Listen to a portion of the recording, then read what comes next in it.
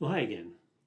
Today I'm going to be talking about why you might need a very specific plan. There are a lot of ways to plan for retirement income.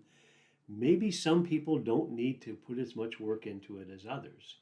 Sounds a little counterintuitive, especially with all the videos that I've recorded in the past and reinforcing the need for a plan.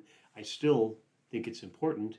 But on the income side, let's look at a couple of different examples about why you do or don't need a structured plan. I'm going to take a little sidestep here and use a different example. A lot of time when I have spare time, I like to do projects in my shop. There was one a couple of years ago where I had some scrap pallets. I found an old metal rack in the backyard, and we decided to use these pieces and work them together to create a potting station for Wendy behind our garage. It wasn't a very exact project.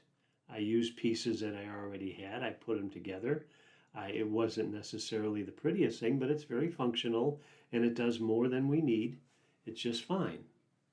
Didn't have to put a lot of work into knowing that it was going to work.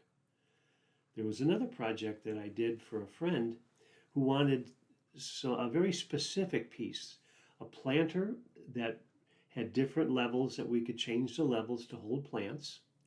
Also that it could roll next to the house and back out. In addition, a trellis in the back to hang different types of pots or to have vines growing down from there. And it was going to be out in the elements, so it was going to need to withstand some significant weather events, and it needed to be a certain color to match other elements in the house.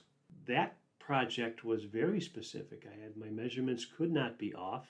The holes I drilled in the lattice work had to be exact. The paint had to match. The materials, cedar, had to be good enough to withstand the weather. And the hardware was stainless steel, so that also wouldn't rust. And fortunately, at least so far, it's worked. Two very different kinds of plans. One, not a whole lot of thought went into it because we knew it was going to function. The other, I had to be very specific or it wasn't going to succeed. Why am I going into all of this other than the fact that I like talking about the projects that I do?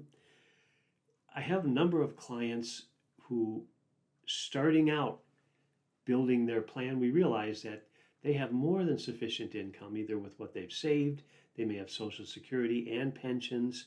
If they don't spend a lot, they don't have any debt or any other expenses to deal with, or surprise things are pretty much covered. They've got good health care, maybe even long-term care already in place. There's not a whole lot there to build. That would be more a case of making sure that the investments are as efficient as possible. We don't pay too much to the government as far as taxes, and consider legacy and other important planning pieces, but the retirement income part is pretty much set. Other people, we have to be very specific. I have to really fine tune and look at all kinds of what ifs, because if they worked another year or two, or if they left a year or two early, it could make a significant difference in their plan. Same with income. They have to really understand their limits as far as the income they're getting and what kind of expenses they're allowed to deal with. So two different plans. One, not a whole lot of work on the financial side, but there is on the rest of those pieces. Two, there's all kinds of work to make sure, and it's steady, it's repeated work to make sure that it's working.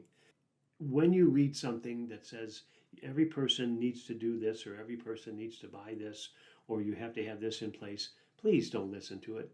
If you're working with somebody that knows you, that's probably your better avenue for success if you need that specific plan.